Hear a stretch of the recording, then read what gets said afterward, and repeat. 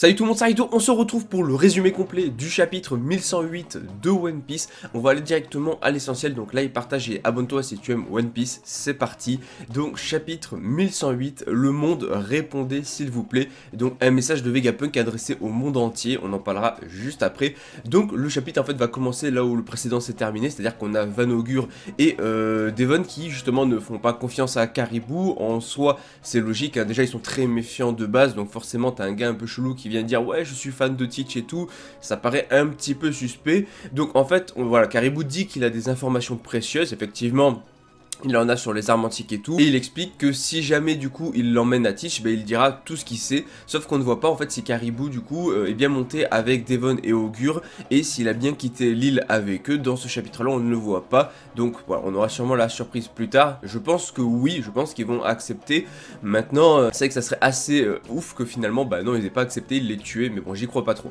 Ensuite on peut voir du coup les noms des 9 vice-amiraux en fait qui sont sur l'île de Egghead. Il y en a quand même 9, c'est pas mal tu vois, même s'ils sont pas trop utiles. Et on a la marine qui a de gros problèmes du coup avec les pacifistas, car forcément ils ont leur bouclier bulle qui peuvent bloquer les boulets de canon. Voilà, forcément les marines normaux ne peuvent absolument rien faire. Et on a Doberman qui va ordonner à tous les vice-amiraux de traquer Bonnet en priorité. Je rappelle, c'est elle qui a le droit sur les pacifistas, donc en gros s'ils tuent Bonnet, voilà, en premier, ils pourront reprendre le contrôle des pacifistas, donc ça va être l'objectif premier. Alors Vegapunk voulait pas trop, en tout cas, donner cette information à tout le monde et faire savoir que Bonnet pouvait les contrôler, puisqu'il attendait qu'elle soit un peu plus adulte, puisqu'il en fait, il savait qu'elle serait traquée à un moment ou à un autre si jamais elle pouvait contrôler les pacifistas. Donc voilà, ce moment est arrivé, elle est traquée, c'est logique. Et on a le vice-amiral Tosa qui poursuit du coup le groupe de Franky, qui s'apprête à l'attaquer, et on a Dory Broggy qui vont l'écraser, qui arrive à, voilà, juste des attaques normales de géants, ça suffit à écraser les amiraux, même le vice-amiral et tout, donc très sympa. En même temps c'est Dory Broggy, et c'est cool de les voir aider l'équipage de Luffy. Donc ils vont quitter après le groupe de Franky avec des guerriers géants qu'ils ramènent du coup à leur navire. Et on a Bonnet qui leur dit que Luffy, Sanji et Vegapunk se trouvent toujours au milieu de l'île de Egghead. Donc Bonnet a bien compris effectivement que les géants étaient de son côté. On a également Vegapunk, enfin Dory plutôt, qui est en mode Vegapunk, il doit être l'homme dont le savant nous a parlé. Ok, reste à savoir de qui il parle, mais dans tous les cas on en parlera plus en détail dans la review. Ensuite on a Bluegrass qui demande du coup à Dol si elle a vu la force des géants, et Dol explique qu'en fait elle était déjà sous les ordres de Saul il y a 20 ans, bien que lui du coup est toujours en vie je pense, hein, mine de rien, je pense qu'Aokiji ne s'en est pas débarrassé, et potentiellement c'est lui l'homme à la brûlure, donc ça c'est la théorie qui circule depuis un petit moment. Et par contre on n'a rien sur Zoro, Jinbei, Brook ou même sur le groupe du Sop dans ce chapitre là, et on va retourner plutôt sur Luffy. Et en même temps j'ai envie de dire tant mieux qu'on n'a rien sur cela, parce que ce qui se passe du côté de Luffy est assez incroyable. Donc Vegapunk dit à Luffy et Sanji qu'ils n'ont plus besoin de l'emmener. Vegapunk a déjà pensé à s'échapper, mais il a changé d'avis, finalement il veut rester ici. Apparemment il y a quelque chose qu'il doit protéger ici. Qu'est-ce que c'est? Est-ce qu'il parle du robot géant? Est-ce qu'il parle de autre chose? Je sais pas trop, on verra. Mais Vegapunk dit aussi du coup à Luffy de protéger Bonnet. En gros il lui confie Bonnet. De toute façon Luffy est le plus à même de la protéger, et en plus de ça Bonnet l'admire. Et surtout vu que Bonnet est traqué dans le monde entier, vu qu'elle a le contrôle des pacifistas, logiquement maintenant Luffy va devoir l'embarquer avec elle, enfin avec lui, donc du coup peut-être que Bonnet fera partie de l'équipage, du moins temporairement, puisque sinon elle est en danger, donc Luffy aura pas trop le choix. Ensuite Vegapunk lui prévoyait du coup de révéler le contrôle des pacifistas comme j'ai dit plus tard, malheureusement bon ça s'est fait maintenant et du coup Bonnet elle est chassée. Et on a Saturne qui revient pour faire face à Luffy, Saturne qui prend une nouvelle forme, peut-être sa forme créature 100%, où là le corps de Saturne est beaucoup plus grand, il ressemble une sorte d'araignée, bon il ressemblait déjà à une sorte d'araignée, mais là encore plus grosse, encore plus terrifiant du coup avec d'énormes mesures et tout. Bref, j'ai hâte de voir le design de Saturne quand le chapitre sortira.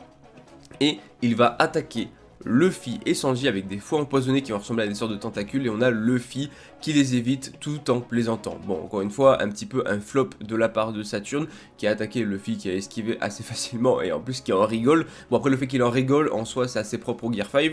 Et on a Sanji qui lui va porter Vegapunk et échappe du coup également aux attaques de Saturne. Et on a Vegapunk qui est en mode « Eh oh, je croyais avoir dit de me laisser tranquille et tout, Sanji ». Et Sanji en mode « Ouais, allez, vas-y, reste tranquille, tais-toi, attendez, vous inquiétez pas ». Ouais, ils ont pas l'intention de laisser tomber Vegapunk. Et d'un coup, Kizaru apparaît, donne un coup de pied à Sanji, et Vegapunk tombe du coup des bras de Sanji. Kizaru poignarde Vegapunk avec son épée.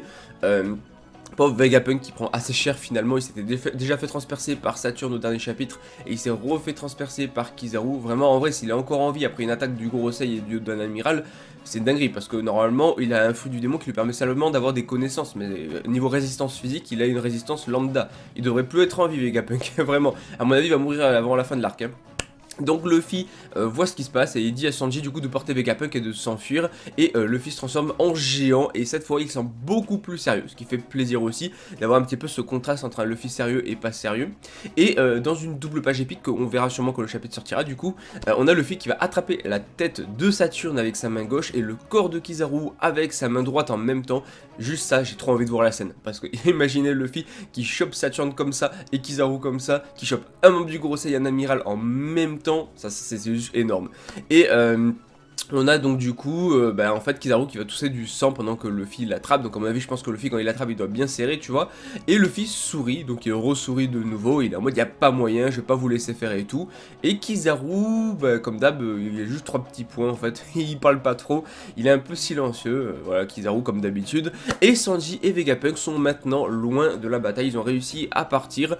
Et on peut voir un Luffy géant au loin. Et Sanji qui est surpris de voir que Vegapunk du coup sourit malgré ses blessures. Et là on va arriver à une grosse dinguerie puisque Sanji est en mode bon sang Vegapunk, tu es mort ou quoi? C'est quoi ce sourire? Et là laboratoire du Punk Records, le visage de Vegapunk apparaît soudainement sur un écran et commence à parler. Il va s'adresser pas aux gens de Egghead mais au monde entier. Il va être bonjour, test, monde, répondez s'il vous plaît. Donc s'il diffuse vraiment ça dans le monde entier et qu'il balance une grosse info, ça va être incroyable. Il dit, je suis le docteur Vegapunk, le scientifique de génie. Le message que je vais vous transmettre va peut-être vous choquer, mais c'est la vérité de ce monde. Donc oui, il va balancer une vérité sur ce monde-là. Est-ce qu'il va parler du gouvernement? Est-ce qu'il va parler du coup du siècle oublié? Est-ce qu'il va parler de Gold Roger? Est-ce qu'il va parler de je ne sais quoi? Il peut parler de plein de choses, il peut même balancer plusieurs de ces informations que j'ai citées là. Je sais pas, en tout cas il y a une pause, enfin il n'y a pas de pause, il n'y a pas de pause la semaine prochaine. Donc on enchaîne avec un autre chapitre. Et donc voilà, pour le résumé complet, je suis allé directement à l'essentiel. Bien sûr il y aura la review pour parler plus en détail, donner un peu plus mon avis et tout. Parce que là je ne l'ai pas fait du tout, je suis allé vraiment au but pour vous donner les informations. En tout cas trop hâte d'avoir le chapitre qui s'annonce encore une fois incroyable.